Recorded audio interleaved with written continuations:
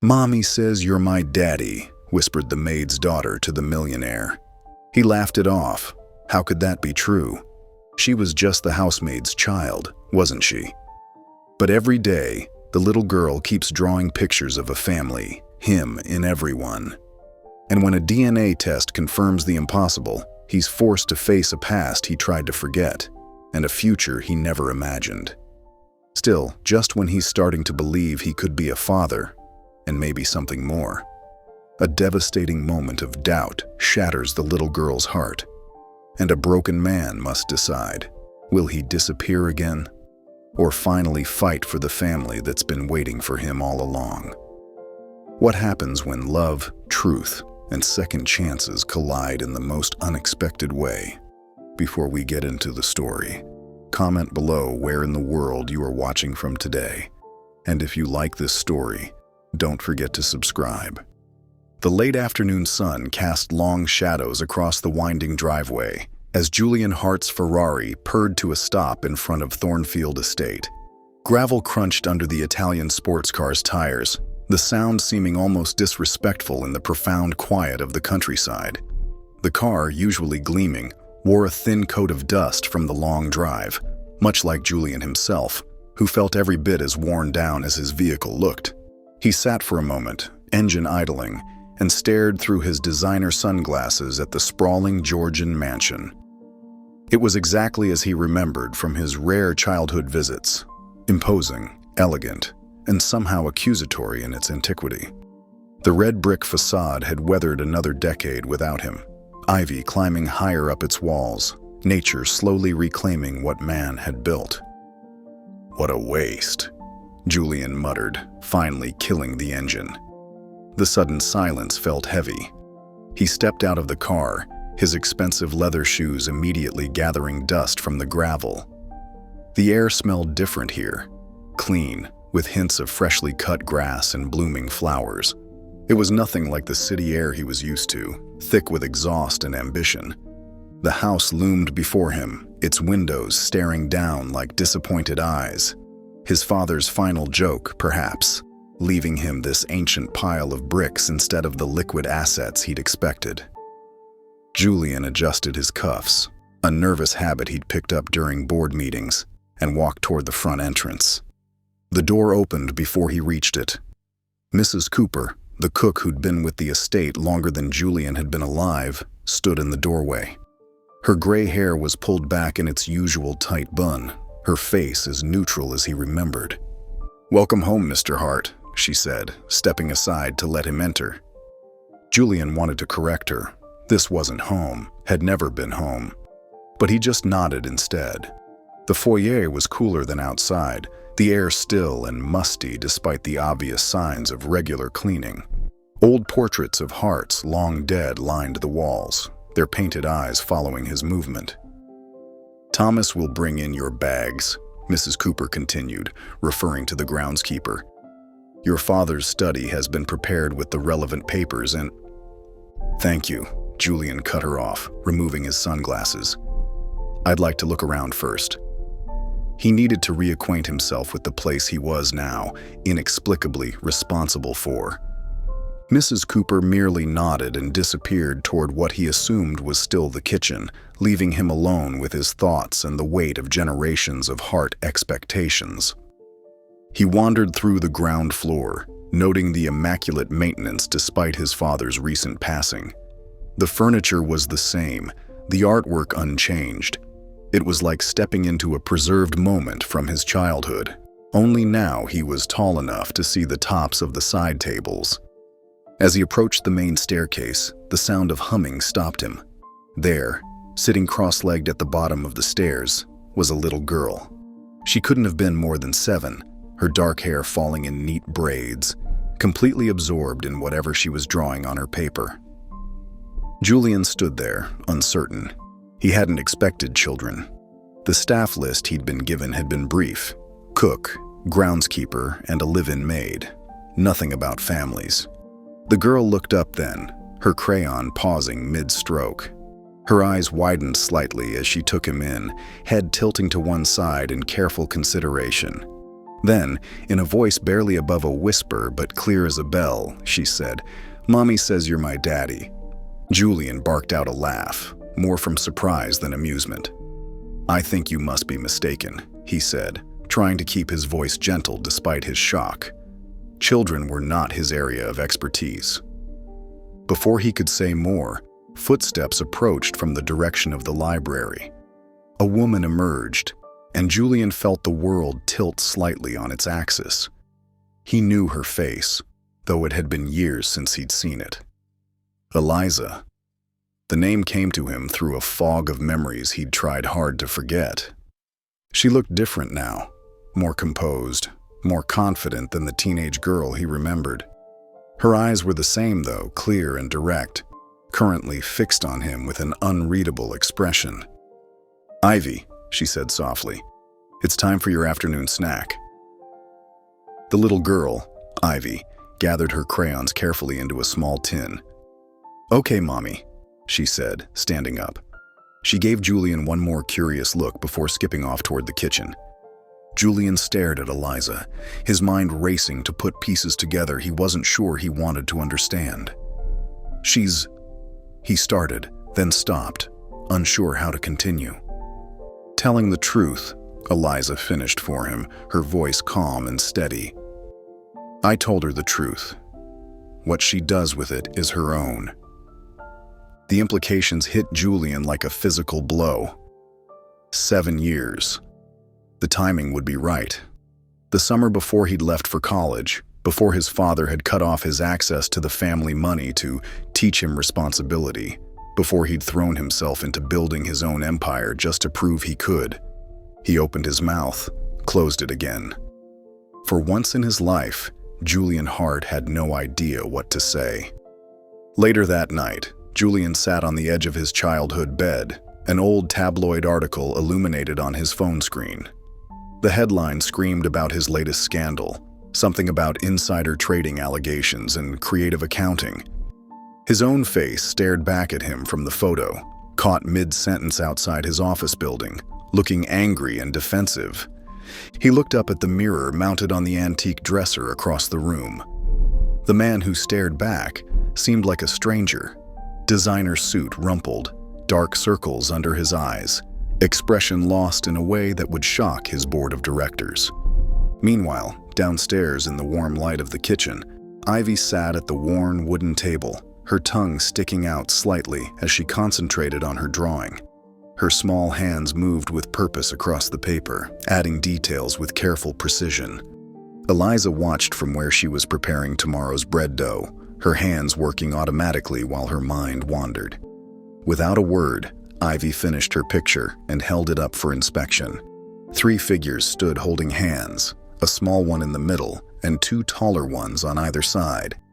Silently, Eliza wiped her hands on her apron and took the drawing. She walked to the hallway table, where family photos had once stood, and propped it carefully against the wall.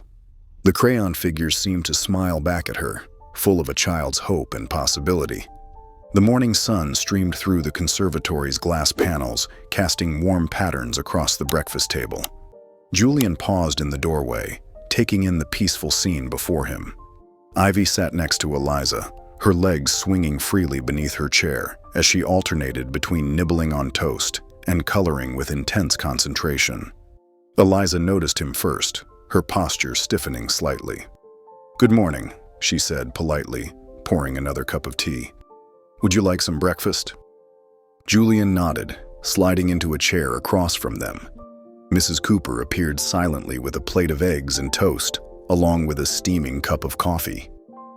The familiar breakfast scents brought back memories of rare peaceful mornings in this same room before his father's disappointment had driven him away. "What are you drawing?" Julian asked Ivy, his voice awkward and unsure. He wasn't used to talking to children, but something about her focused expression reminded him of himself at that age, bent over his own drawings before his father had declared art a waste of time. Ivy looked up, her face brightening. "It's us," she declared, holding up the paper. "See? That's you, and that's Mommy, and that's me in the middle." She pointed to each figure in turn. Julian leaned forward, studying the crayon drawing.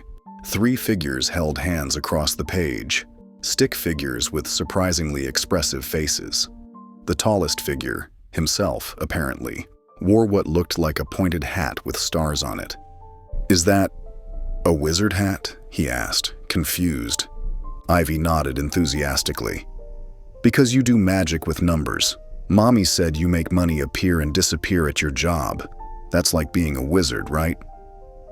Julian caught Eliza's slight smile before she hid it behind her teacup. He felt an unexpected warmth in his chest at Ivy's innocent interpretation of his financial career. "I suppose it is, in a way," he admitted, taking a sip of his coffee to hide his own smile. Breakfast continued quietly, with Ivy humming to herself as she added more details to her drawing. Julian found himself stealing glances at her, noting how she held her crayon the same way he used to hold his pencils, how her nose scrunched up in concentration just like his did when he was focused. Later that morning, Julian found Eliza in the garden. She knelt among the roses, pruning shears in hand, her movements precise and practiced. The morning sun caught in her dark hair, and for a moment, he was transported back to that summer 7 years ago, when she'd been the scholarship student helping with the grounds, and he'd been the prodigal son home for one last vacation. "We need to talk," he said, his voice carrying across the carefully tended flower beds. Eliza didn't look up from her work. "About what, specifically?" "You know exactly what about." Julian stepped closer, careful to stay on the stone path. "Is she mine? Really mine?" Now Eliza did look up, setting down her shears and standing to face him. "Yes," she said simply. "She's yours." "Why didn't you tell me?" His voice rose slightly. 7 years, Eliza.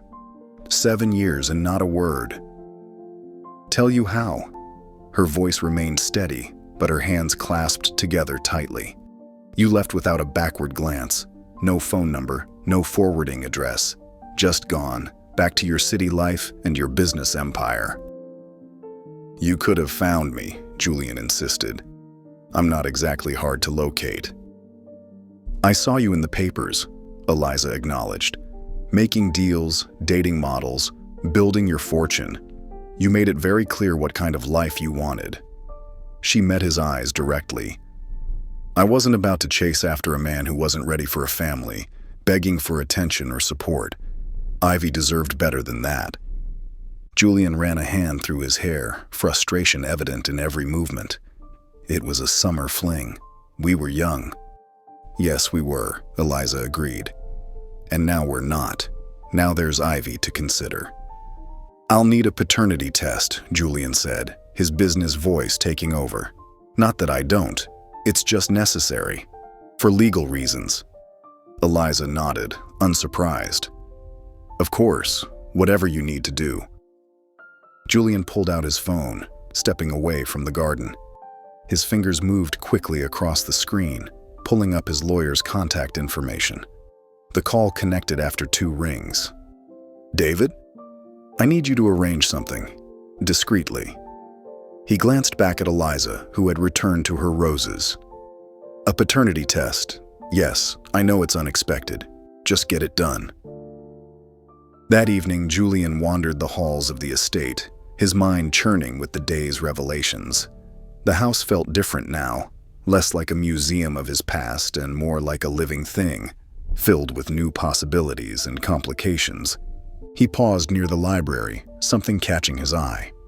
A small piece of paper was pinned to the wall at about waist height, child's height, another of Ivy's drawings. Julian stepped closer, studying the crayon figures. There she was in the middle, bracketed by 2 taller figures he recognized as himself and Eliza. All 3 smiled widely, the red crayon making their happiness bold and unmistakable. He stared at the simple drawing for a long time, taking in every detail, the way Ivy had drawn their hands clasped together, the careful addition of his tie and Eliza's favorite gardening hat, the hearts floating around them like cheerful clouds. Finally, Julian reached out and carefully unpinned the drawing. He folded it once, gently, and slipped it into his jacket pocket, close to his heart. The morning dew still clung to the grass when a nondescript white van pulled up to the estate. Julian watched from his study window as a man in coveralls stepped out, carrying what looked like a repair kit. Everything had been arranged perfectly, discreet, professional, and above all, quiet. Ivy sat at her usual spot near the grand staircase, surrounded by her ever-present collection of crayons and paper. She looked up as Julian approached, her face lighting up with that uncomplicated joy that always made his chest tighten. "Want to play a game?" he asked, keeping his voice light and casual. The lab technician hung back, pretending to examine a nearby light fixture. "What kind of game?" Ivy asked, already setting aside her crayons with interest. Julian crouched down beside her, forcing a smile. "It's called the DNA detective game. We use these special wands to collect clues." He held up the sterile swabs the technician had given him earlier. "Want to help me solve a mystery?" Ivy's eyes widened with excitement. "Like on TV? With the scientists?" "Exactly like that," Julian said, his guilt mounting as her enthusiasm grew. "Open wide and say ah." Ivy giggled and followed his instructions, treating it like any other game. Julian quickly swabbed the inside of her cheek, trying not to think about how this moment would change everything, officially and irrevocably. Through the kitchen window, he caught sight of Eliza. She stood at the sink, hands gripping the counter's edge, watching the scene unfold. Their eyes met briefly across the distance. She didn't smile, but she didn't interfere either. Her message was clear. This was his choice to make. The days that followed stretched out like a held breath. Julian buried himself in work, taking endless calls from his lawyers about damage control for the scandal that had driven him here in the first place. The headlines still stung. Heart Empire crumbles. CEO's $1 million mistake. Golden boys fall from grace. He'd retreat to his study, door firmly closed, pretending not to hear Ivy's footsteps passing by. The estate itself seemed to mock him with its decay. The once pristine gardens were overgrown in places, the paint peeling on the window frames, the roof tiles showing their age. "This place is falling apart," he muttered during one of his rare appearances at dinner. "It just needs care," Eliza responded quietly, helping Ivy cut her chicken into bite-sized pieces, like most things worth keeping. Every morning, new drawings appeared around the house. Ivy's artistic documentation of daily life seemed endless. Pictures of Julian at breakfast, Julian in his study, Julian in the garden. In each one, he was smiling, involved, present. Everything he wasn't in reality. The contrast between her hopeful imagination and his actual behavior made the knot in his stomach grow tighter.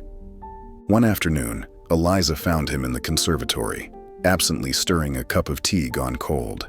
She set down a fresh pot and took the seat across from him, her movements deliberate and controlled.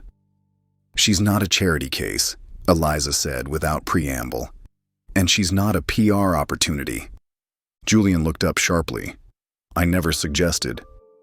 "You don't have to," Eliza cut him off, her voice firm but not unkind. "I see how you look at her, like she's a problem to be solved. Like she's another headline to manage." "That's not fair," Julian protested, but the words felt hollow even to him. "Isn't it?" Eliza poured herself a cup of tea, her hands steady. "You can't parent half-heartedly, Julian. She deserves better than that. If you're going to be in her life, really be in it. Otherwise..." She let the sentence hang unfinished between them. "And if the test comes back negative?" Julian asked, voicing the question that had been haunting him. Eliza met his gaze steadily. "Then, you'll have a choice to make. But so will I." The envelope arrived on a Tuesday morning, delivered by the same discreet service that had collected the samples. Julian carried it to his study like it might explode, setting it on his desk between stacks of financial reports and legal briefs. For nearly an hour, he just stared at it. The cream-colored paper seemed to glow in the afternoon light streaming through the windows. Outside, He could hear the distant sound of Ivy laughing as she played in the garden with Eliza. Finally, with hands that weren't quite steady, he broke the seal and pulled out the results. His eyes scanned the medical jargon until they landed on the conclusion, stark and undeniable. Positive match. 99.99% probability of paternity. Julian sank into his leather chair, the paper trembling in his grip. For the first time in years, there were no spin doctors to call, no PR teams to consult, no careful statements to craft. There was just truth, raw and unavoidable, staring back at him from the clinical text. He was a father, had been for 7 years, while he'd been chasing deals and headlines, building his empire on shifting sand. That evening, long after dinner had been cleared away, Julian found himself walking the quiet halls of the estate. His footsteps carried him to the second floor, where a warm light spilled from Ivy's partially open door. He could hear her inside, humming softly to herself, some children's song he didn't recognize.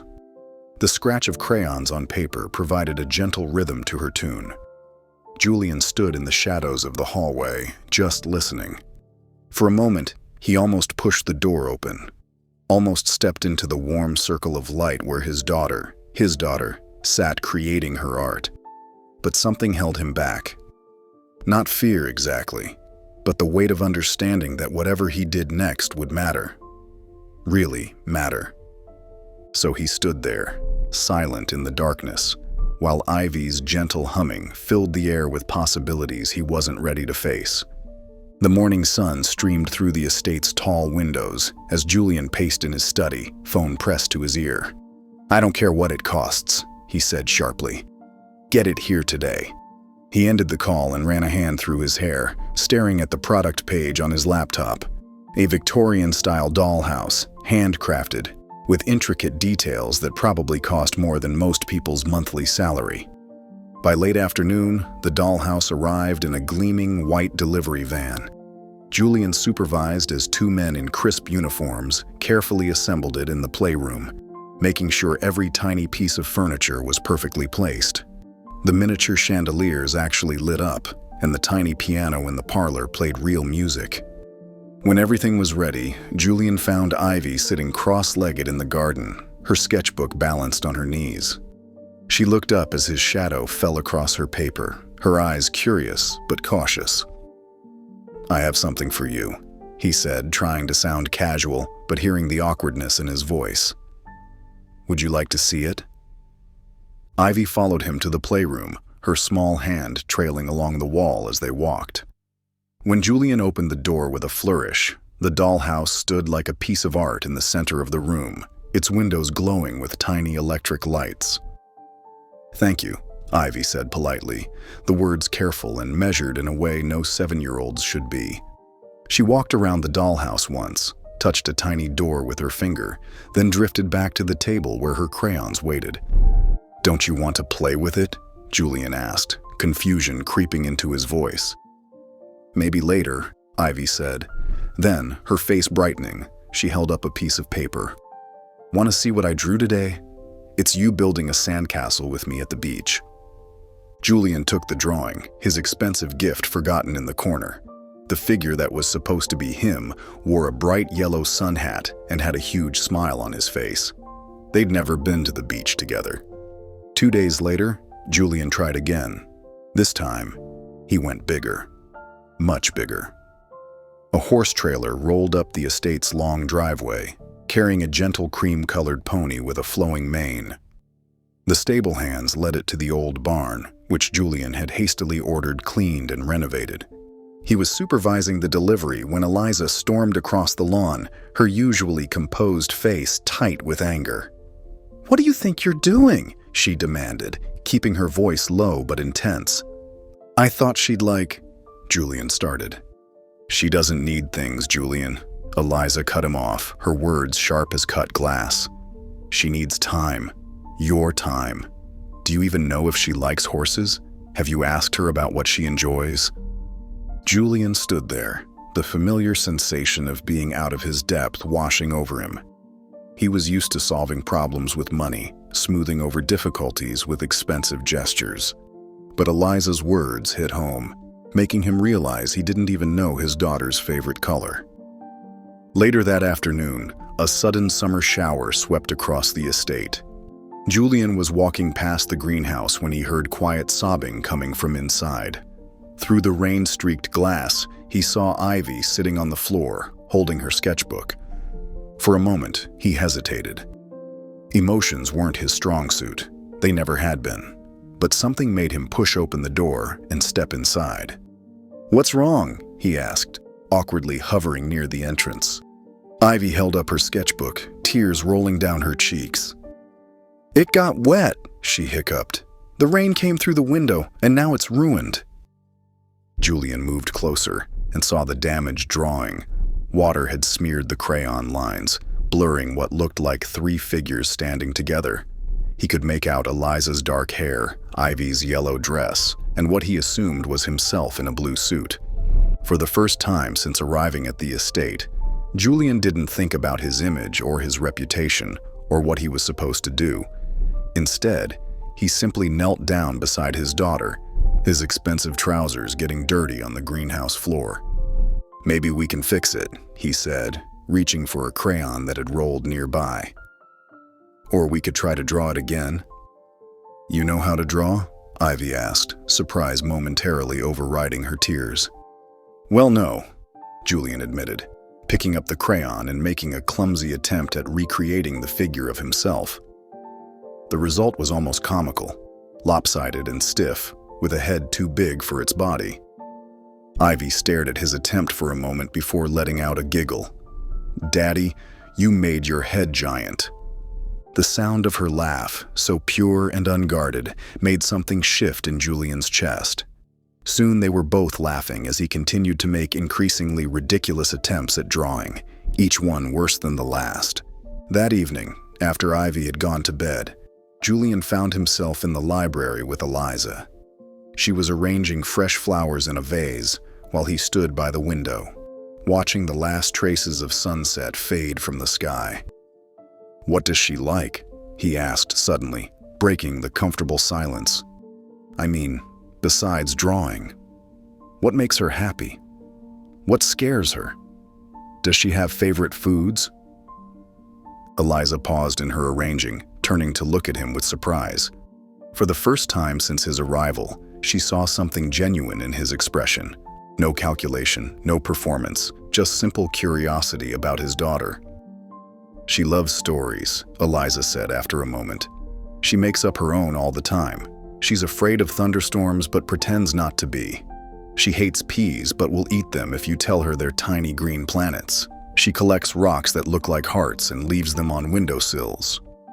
Julian listened intently, trying to piece together a picture of the little girl he'd helped create but never known. "I'm not sure I'm any good at being real," he admitted quietly, the words feeling foreign on his tongue.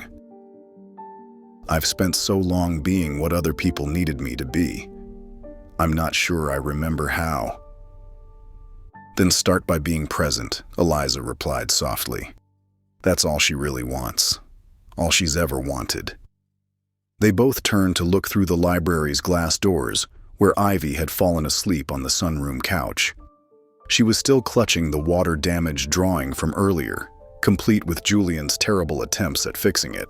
In sleep, her face was peaceful, trusting, unaware of the complexities swirling around her. The morning sun painted long shadows across the estate's dewy lawn as Ivy bounced on her toes near the kitchen door, waiting for Julian. She wore pink rubber boots and carried a small wicker basket, her excitement visible in every fidget and twirl.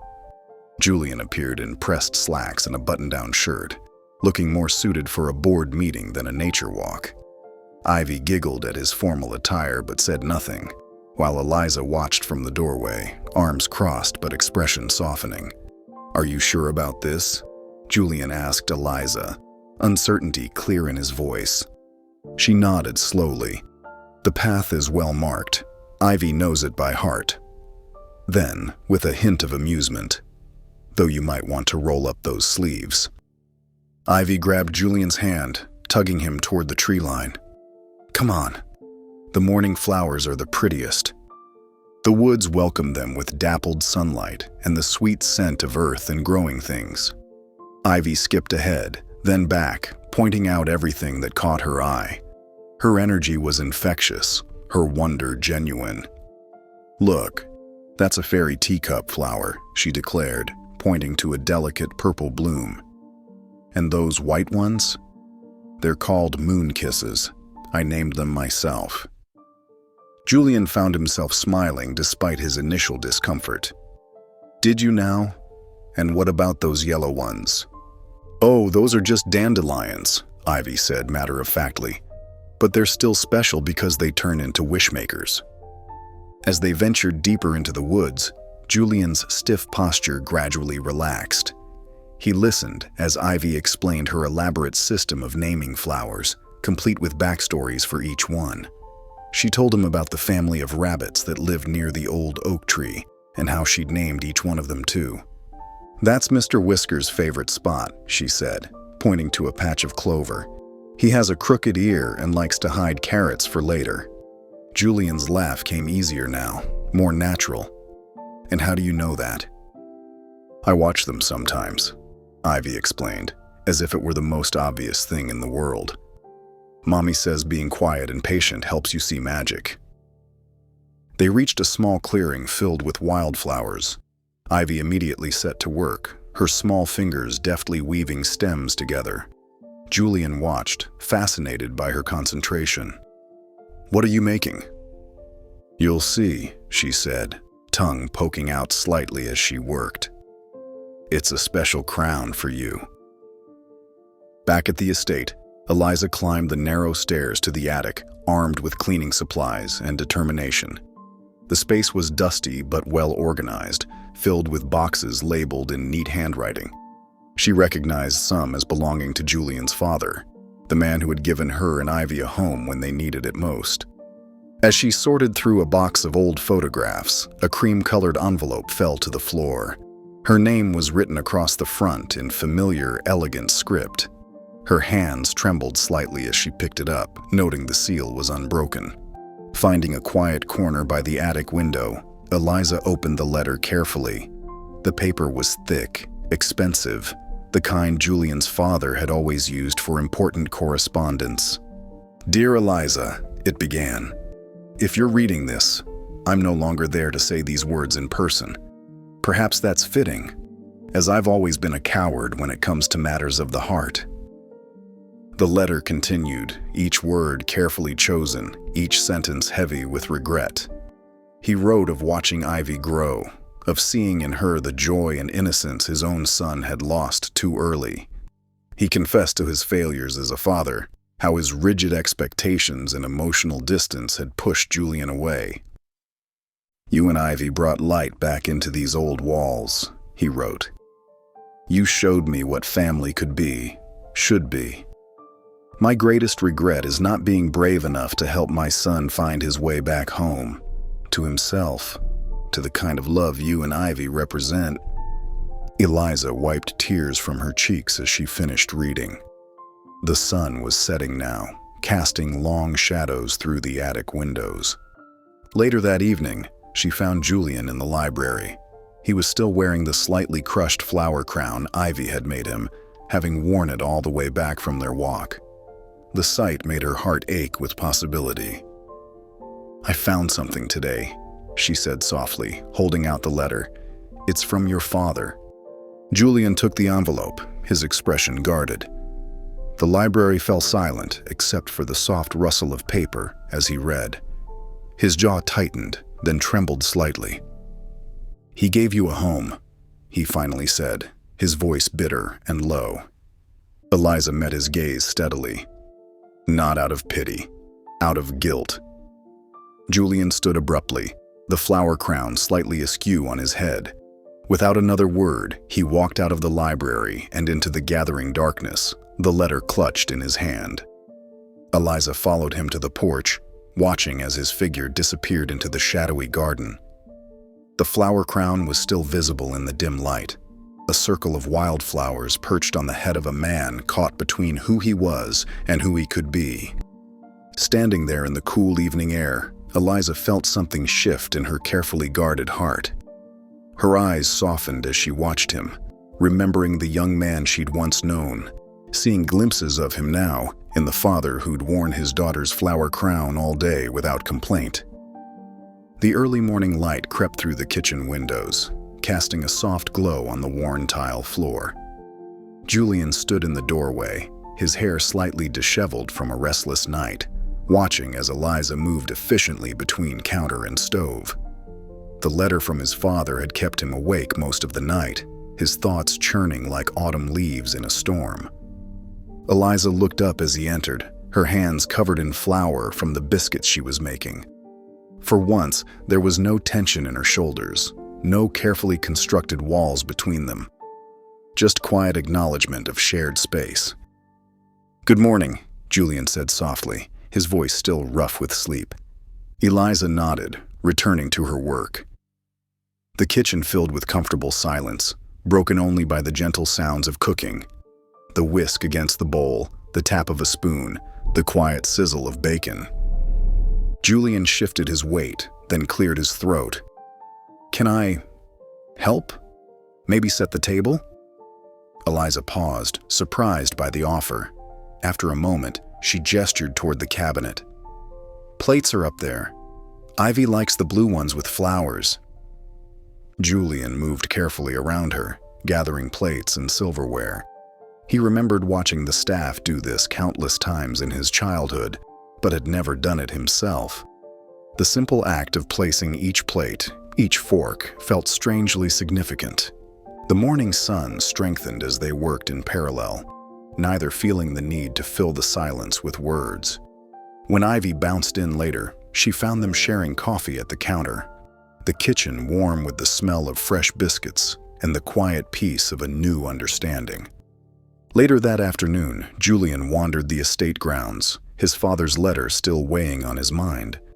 Behind a cluster of overgrown hedges, he discovered an old shed he'd forgotten about. The door creaked as he pushed it open, releasing the musty scent of forgotten things. Dust motes danced in the shaft of sunlight that followed him inside. His eyes adjusted slowly, revealing stacks of canvases leaning against the walls. His breath caught as he recognized his mother's distinctive brushwork on one, a landscape of the estate in spring, painted years ago. "I wondered when you'd find this place again."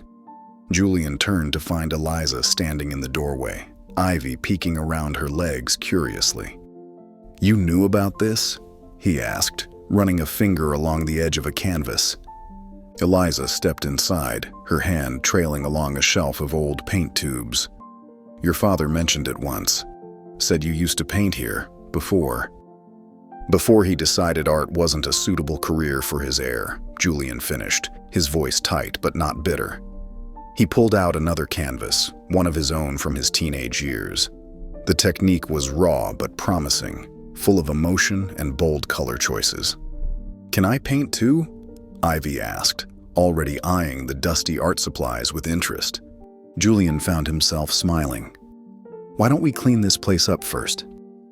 They spent the next few hours bringing the shed back to life. Julian and Eliza worked together, sorting through old supplies, wiping down surfaces, and organizing the salvageable materials. Ivy helped too, though her idea of helping mostly involved asking questions about every item they found. "What's this for?" she asked, holding up a palette knife. "That's for mixing colors," Julian explained, demonstrating with an old tube of paint he'd found. "See? Like this." They discovered a box of children's art supplies, probably Julian's from years ago. Ivy claimed these immediately, setting up her own little workspace on a low table. Soon, she was happily painting what appeared to be a purple tree with orange leaves. Julian watched her work, something tight in his chest loosening. Without thinking too much about it, he picked up a brush and added tiny birds to her tree, making them swoop and dive through her imaginative colors. Ivy giggled with delight. "More! Make them dance!" So he did, adding whimsical details to each of her creations, stars that sparkled around her abstract shapes, tiny flowers growing from her scribbled grass, faces in her clouds. Each addition made her laugh harder, her joy infectious. Eliza watched them from where she was organizing brushes, her expression soft and thoughtful. That night, the sky turned dark early as storm clouds rolled in. Thunder rumbled in the distance, growing closer with each passing minute. Rain began to pelt against the windows, driven by gusting wind. Julian sat in his bed, reading through some business documents on his tablet, when a particularly loud crack of thunder shook the house. Moments later, his door burst open and Ivy appeared, clutching her favorite stuffed rabbit. "Daddy?" Her voice trembled slightly. "Can I stay with you? Just until the storm goes away?" Julian set his tablet aside, surprised by how natural it felt to open his arms to her. "Come here, sweetheart." Ivy scrambled onto the bed, burrowing close as another thunderclap boomed overhead. Julian wrapped an arm around her small shoulders, feeling her gradually relax against him. "Would you like me to read you a story?" he asked, spotting a children's book on his nightstand, one he hadn't noticed before. He suspected Eliza had left it there just in case. Ivy nodded eagerly, and Julian opened the book. His voice was uncertain at first as he began to read, but soon he found himself getting into the story, adding different voices for each character. Ivy's giggles at his silly interpretations made him more confident, and he found himself enjoying the simple pleasure of entertaining his daughter. As the storm continued outside, Ivy's responses to the story grew quieter. Her head grew heavy against his chest, her breathing evening out. Julian kept reading softly until he was sure she was asleep, her small hand still clutching his shirt. He carefully marked their place in the book, but didn't move, not wanting to disturb her peaceful sleep. The storm's fury began to fade, leaving only the gentle patter of rain against the windows. Later, soft footsteps in the hallway announced Eliza's presence.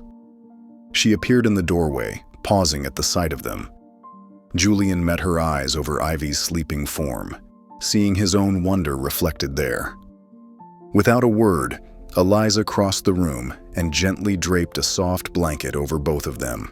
Her hand lingered for a moment on Ivy's hair before she turned and left as quietly as she'd come, leaving father and daughter peacefully wrapped in the quiet of the storm-dark night. The morning sun filtered through the estate's windows, casting long shadows across the wooden floors. A week had passed since the thunderstorm night, and the house had settled into a new rhythm. Julian found himself lingering over breakfast more often, watching Ivy's animated chatter about school and her latest artistic creations. This particular morning, Ivy sat at the kitchen table, her legs swinging beneath her chair as she carefully wrote something in her sparkly purple notebook. Her tongue poked out slightly in concentration, a habit Julian had begun to notice and find endearing. "What are you working on there, sweetheart?" he asked, sipping his coffee. Ivy quickly closed the notebook, stuffing it into her backpack.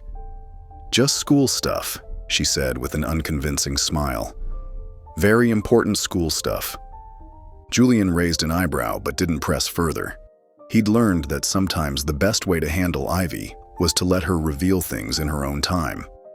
Later that morning, after Julian had retreated to his study for work calls, Ivy sat cross-legged on her bedroom floor.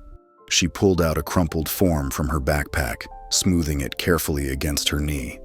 The header read Annual Fathers and Daughters Creative Showcase in bright, cheerful letters. Her small fingers traced over the entry requirements. Each father-daughter pair will present a creative project, highlighting their special bond. Ivy's heart fluttered with hope as she carefully filled out their names, Ivy Monroe and Julian Hart. She hesitated over the project description section, then wrote in her best handwriting, painting together like Daddy used to do. Folding the paper carefully, she tucked it deep into her backpack, right next to her favorite drawing of their family. The following afternoon, while Ivy was at school, Eliza sorted through the day's laundry. As she emptied Ivy's backpack to wash her paint-stained art smock, the folded showcase form fluttered to the floor. Eliza picked it up, her eyes widening as she read the contents. Her heart squeezed at the sight of Julian's name written in Ivy's hopeful handwriting. She sat down on Ivy's bed, the form trembling slightly in her hands. When Ivy returned from school, Eliza found her in the garden, drawing flowers in her sketchbook. She sat down beside her daughter on the stone bench, the entry form tucked in her pocket. "Ivy, sweetheart," she began gently. "I found something interesting while doing laundry today." Ivy's crayon stilled mid-stroke. She didn't look up, but her shoulders tensed slightly. "The showcase form," Eliza continued softly. "It seems like something you're excited about." Ivy nodded, still focused on her drawing. "Ms. Thompson said we could invite any daddy we wanted," she whispered, "even if they're new daddies." Eliza wrapped an arm around her daughter's small shoulders. "Is this something you really want? To have your father there?" Ivy finally looked up, her eyes bright with unshed tears. "If they see us together, maybe they'll believe it's true," she whispered, "that he's really my daddy now." Eliza pulled her daughter close, pressing a kiss to her forehead. The simple wish in those words made her heart ache. After a moment, she asked, "Would you like me to show this to Julian?" Ivy nodded against her shoulder. That evening, after Ivy had gone to bed, Eliza found Julian in the library. He sat in his father's old leather chair, reading glasses perched on his nose as he reviewed business documents. "Julian," she said quietly, "there's something you should see." He looked up as she handed him the slightly wrinkled form. His expression shifted as he read it, surprise, discomfort, and something deeper flickering across his features. "She filled this out herself?" he asked, his voice rough. Eliza nodded. "She's been hiding it in her backpack." Julian ran a hand through his hair, standing to pace the room. "Eliza, you know I can't. The media's still watching. If they catch wind of this..." He gestured helplessly with the paper. "The scandal's barely died down. If they find out about Ivy now..." "I know," Eliza said quietly. "But she's not asking for a press conference. She's asking for her father to spend an afternoon with her, showing people what you've begun to build together."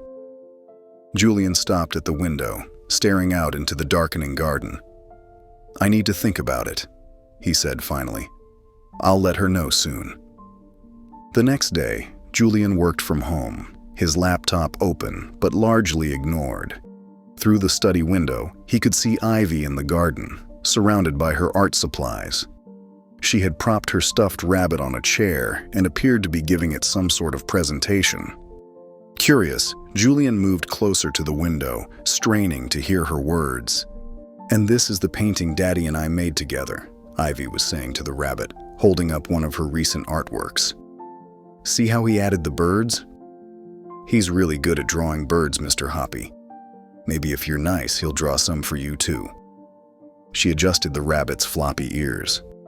"I know some people don't think he's my real daddy yet," she continued in a softer voice. "But that's okay. We know the truth, right? And when we show everyone our painting..." Her voice trailed off as she hugged the stuffed animal close. Julian's throat tightened. He watched as Ivy carefully packed away her art supplies, still chatting with her rabbit about their imagined showcase presentation. The hope in her voice, the simple faith that they could prove something real to the world. It struck him deeper than any business crisis or media scandal ever had. That night, after the house had grown quiet, Julian sat at his desk with the showcase form before him. His pen hovered over the parent's signature line as he thought about Ivy's words to her rabbit, about the way she'd hidden the form like a precious secret. The media risks were real. His reputation was still fragile. But watching his daughter practice her presentation to a stuffed animal, believing so completely in the possibility of their relationship being real in everyone's eyes, suddenly those concerns felt smaller, less important. With a steady hand, Julian wrote "Yes" on the form and signed his name. He walked quietly to Ivy's backpack, hanging by the door, and slipped the paper inside. As he turned away, he noticed one of Ivy's drawings pinned to the wall, a simple sketch of him and her, holding paintbrushes and smiling.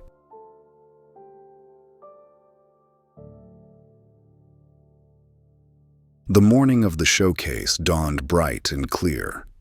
Sunlight streamed through Ivy's bedroom window as Eliza helped her daughter into a brand new sunflower yellow dress, its fabric as cheerful as Ivy's smile. The little girl could barely stand still as Eliza braided her hair, her excitement bubbling over like a fountain. "Do you think Daddy will wear his nice blue tie?" Ivy asked, fidgeting with the canvas propped against her bed. "The one that matches my paint set?" "Hold still, sweetheart," Eliza said gently, securing the braid with a yellow ribbon. "And yes, I'm sure he'll dress up special for today." Across the hall, Julian stood in front of his mirror, adjusting that very tie. His hands trembled slightly as he smoothed down his collar. The showcase would be his first public appearance since the scandal, but Ivy's joy over the past week had made the risk seem worth it. His phone buzzed on the dresser. His lawyer's name flashed across the screen. "Julian," the lawyer's voice was tense. "We have a situation. Photos of you and the girl have leaked. They're everywhere." Julian's stomach dropped. "What photos?" "Someone caught you two in the garden last week. The tabloids are having a field day. Billionaire's secret love child. Hart's latest PR stunt. They're calling it an image repair scam, suggesting you're using an innocent child to rehabilitate your reputation." Julian's hands grew cold as his lawyer continued reading headlines. Each one felt like a physical blow, twisting his insides with familiar dread. He could handle scandal when it was just him, but Ivy. "The vultures are already circling," his lawyer warned. "They'll be at that showcase. They'll tear apart every interaction, question her legitimacy, turn this into a circus. Do you really want to subject a 7-year-old to that?" Julian looked out his window. Below, Ivy twirled in her yellow dress on the lawn, showing her canvas to her stuffed rabbit. She looked so small, so innocent. His lawyer's voice softened. "Think about what's best for her, Julian. This kind of attention.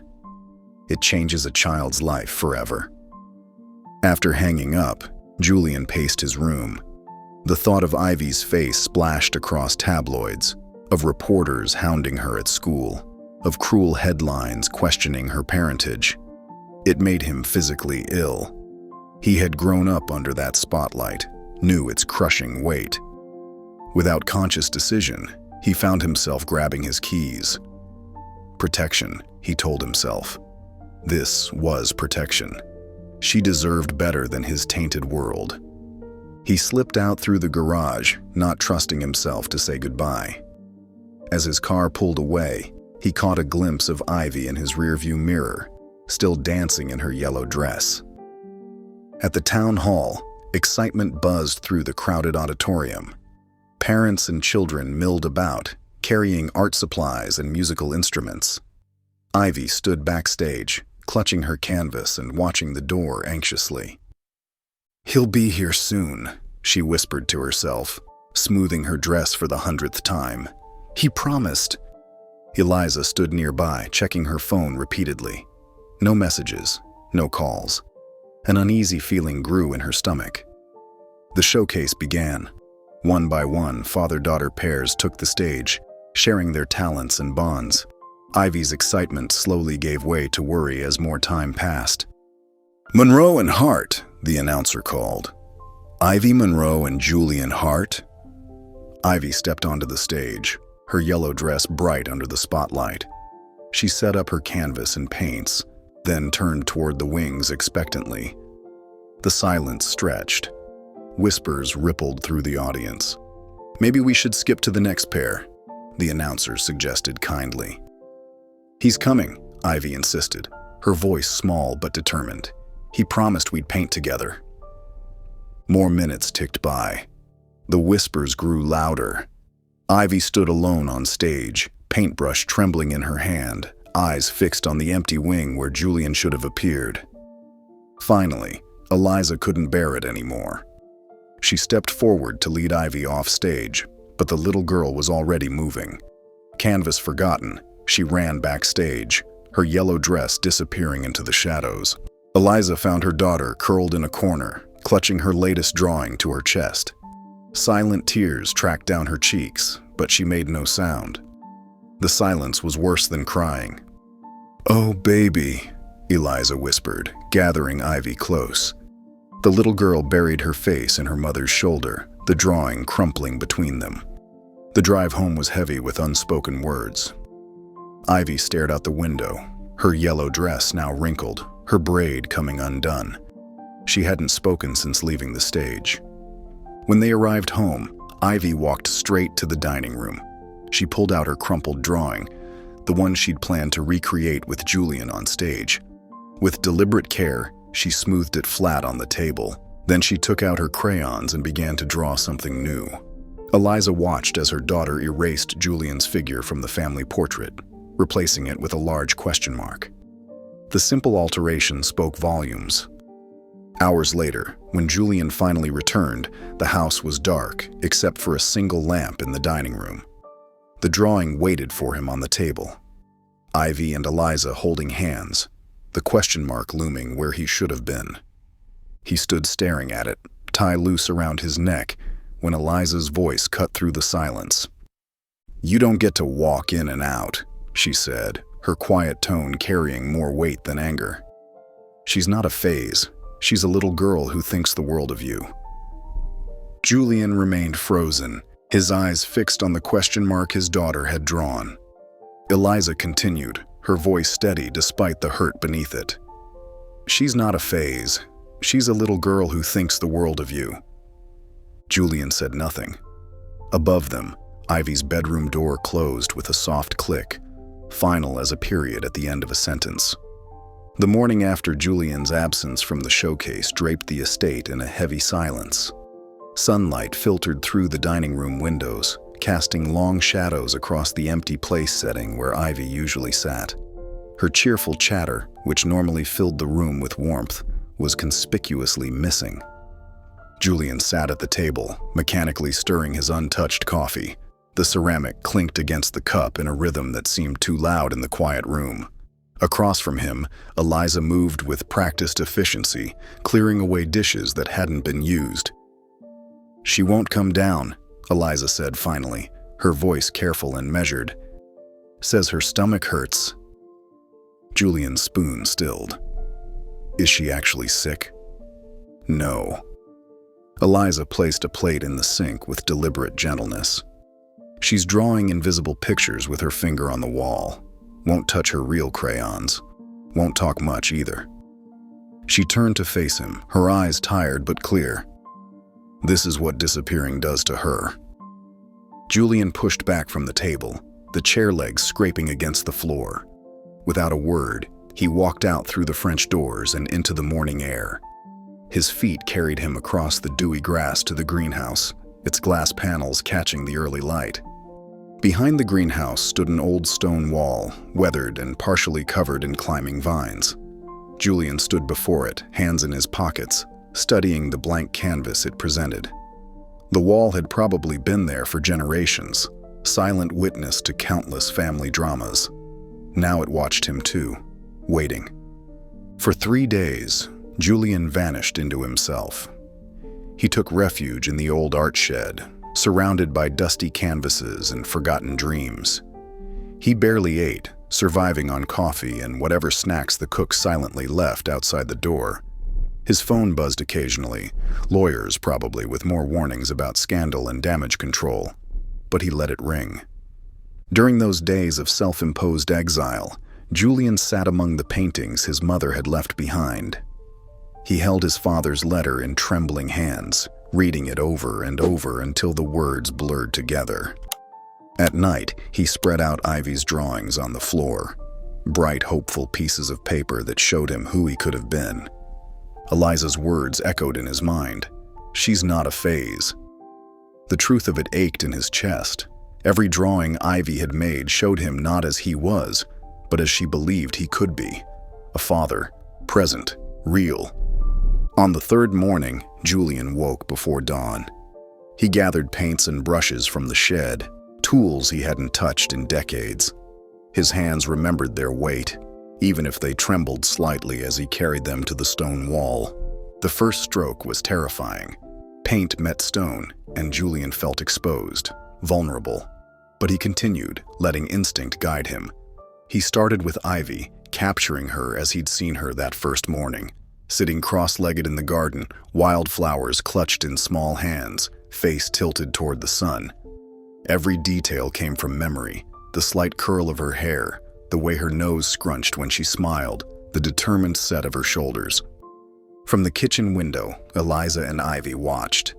They stood side by side, Ivy pressed against her mother's leg, both silent as Julian worked. His movements were uncertain at first, then grew more confident as the image took shape. Next came Eliza. Julian painted her kneeling beside Ivy, hands gentle as they fixed their daughter's hair. He captured the strength in her posture, the quiet grace she carried, the protective curve of her body toward their child. The morning light caught the wet paint, making it gleam like tears. Finally, Julian added himself. His brush moved more slowly now, more carefully. He painted himself standing behind them both, arms reaching out, not quite touching, but trying. The figure was awkward, uncertain, but honest in its imperfection, just like him. Hours passed. The sun tracked across the sky, shadows shifting around Julian as he worked. He didn't stop for food or rest, lost in the act of creation. Paint smeared his clothes, stained his hands, marked him as someone making something real. As sunset approached, Julian stepped back from the wall. The mural wasn't perfect, far from it. Colors bled into each other where they shouldn't, lines wavered and broke, proportions weren't quite right. But there was truth in every brushstroke, every mistake, every moment of hesitation captured in paint. The failing light caught the wet colors, making them glow like stained glass. It was a family portrait painted by someone learning how to be family. The imperfections made it more honest, more raw, more real than any polished piece could have been. Soft footsteps in the grass announced Eliza's approach. She stood beside him, both of them looking at the mural in the gathering dusk. The silence between them felt different now, less like a wall and more like a bridge waiting to be crossed. "Why now?" she asked simply. Julian kept his eyes on the mural, on the three figures trying to become a family. When he spoke, his voice was steady, stripped of its usual defenses. "Because I spent my life fixing fake things, and I never built anything real." He swallowed hard. "Until her, until you." Eliza said nothing. The moment stretched between them, full of unspoken words and second chances. Then she moved, stepping closer. Her lips brushed his cheek, soft and quick, before she turned and walked back toward the house. At the door, she paused. Instead of closing it behind her, she left it open. An invitation, a possibility, a way home. The morning sun had barely crept over the horizon when tiny feet padded down the hallway. Ivy, still in her flower print pajamas, rushed through the French doors and across the dewy grass, her bare feet leaving small impressions in the lawn. She skidded to a stop in front of the mural, her breath catching in her throat. The early light made the colors dance, turning the paint into something magical. Ivy stood there, transfixed, her eyes wide with wonder. She reached out one small hand, fingers trembling slightly as they touched the dried paint of her painted self. The rough texture of the stone wall beneath the paint felt solid and real under her fingertips. A smile bloomed across her face, slow and bright like a sunrise. She traced the outline of the flowers in her painted hands, then the curve of her mother's protective stance, and finally, the reaching arms of her father's figure. Something clicked into place in her heart, like the last piece of a puzzle she hadn't known she was solving. Without warning, Ivy spun around and raced back into the house. Her feet carried her through familiar corridors until she found Julian in the kitchen, attempting to make coffee.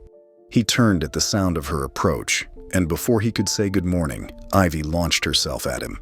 Her small arms wrapped around his waist with surprising strength, her face pressed against his stomach. "You really stayed this time," she whispered, her voice muffled but clear. Julian's hands hovered uncertainly for a moment before settling gently on her shoulders. The coffee maker gurgled, forgotten behind them. As days passed, changes began appearing around the estate like spring flowers after rain. Julian's expensive suits stayed hanging in the closet while paint-stained jeans and old t-shirts became his new uniform. His phone, once permanently attached to his hand, now spent more time on silent mode than in use. Every morning, he joined Ivy on her wildflower walks. She taught him the names she'd invented for each bloom. Sunshine kisses for dandelions, fairy umbrellas for Queen Anne's lace. Julian started keeping a small notebook in his pocket, carefully writing down each name, adding little sketches beside them. In the afternoons, they spread homework across the kitchen table. Julian discovered that math problems became adventures when explained through stories about racing cars or sharing cookies. Science homework turned into experiments in the garden, where Ivy insisted on measuring plant growth with rainbow-colored rulers. The estate itself began to transform under their combined creativity. What started as simple touch-ups became full-scale artistic projects. Ivy would point at a wall or door, her eyes sparkling with imagination, and Julian would listen seriously to her suggestions. "The door should be rainbow," she declared one day, pointing at the library entrance, "because books have all the colors of stories inside them." Julian nodded, already reaching for his paint supplies. "Makes perfect sense to me." They created a storytelling corner in the library, complete with cushions Ivy had helped pick out, each one decorated with different woodland creatures. Julian painted a mural of the enchanted forest on the walls, following Ivy's detailed instructions about where each magical creature should live. Eliza watched these changes unfold with careful joy, her heart warming at each new development. She saw how Julian's shoulders relaxed more each day, how his laugh became easier, more genuine. The sharp businessman edges were softening into something more human, more father-like. In the evenings, after Ivy went to bed, Eliza and Julian found themselves gravitating toward the library's new storytelling corner. They'd sit among the cushions, sometimes with tea, sometimes with wine, and talk about things that mattered. "I used to hide in the art room at school," Julian admitted one night, tracing the rim of his wineglass. "It was the only place my father never looked for me." Eliza nodded, remembering her own hiding places. "I used to climb trees. The higher the better. Nobody could reach me there." Their conversations wandered through memories, regrets, and dreams.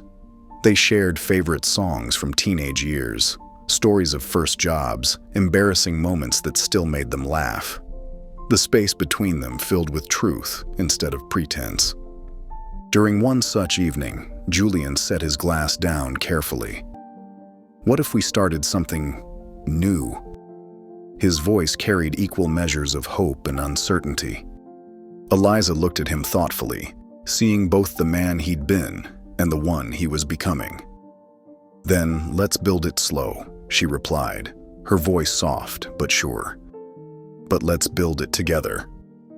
The next morning, Julian disappeared into town early, returning with a carefully wrapped package. He found Ivy in the garden, where she was explaining the proper way to talk to butterflies to her stuffed rabbit. "I have something for you," he said, setting the package down beside her. Ivy's eyes lit up as she unwrapped it, revealing a child-sized easel. It was made of solid wood, painted white with tiny flowers along the edges, each one matching the fairy umbrellas and sunshine kisses from their morning walks. But what made Ivy gasp was the simple sketch already clipped to the easel. 3 stick figures stood in front of a house, holding hands. Julian had labeled them carefully: Dad, Ivy, and Mom. The house behind them had a rainbow-colored door and windows that sparkled with what looked like stars. Ivy ran her fingers over the sketch, much like she had touched the mural that morning. Then, with determined steps, she picked up the easel and carried it to the stone wall where Julian's mural dried in the sun. She placed it carefully beside the larger painting, stepping back to survey both pieces together.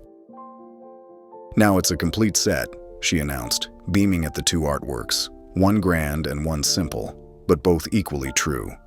1 year later, the Hart estate flourished with laughter and creativity instead of silence.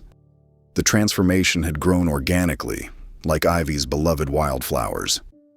The greenhouse now hosted weekend art workshops, where Julian guided students with his patient teaching style. "There are no mistakes in art, only unexpected opportunities," he'd say, echoing Ivy's wisdom. Children played in gardens, while artists sought inspiration on the grounds. The estate welcomed everyone during daylight hours, hosting art classes and family painting sessions. Ivy's imagination station occupied a sunny library corner with professionally framed artwork and supplies any 7-year-old artist would covet. Her earliest drawings remained displayed, chronicling their journey from individuals to family. That afternoon, while Julian and Eliza discussed the upcoming summer art festival, Ivy raced toward them, clutching her sketchbook. "I made something super important," she announced, revealing a drawing of the three of them. Eliza in a flower-decorated white dress, Julian in a suit with rainbow tie, and herself between them. Julian knelt to examine every detail, his eyes shimmering. "I guess I'd better find a ring, huh?" "I already drew it for you."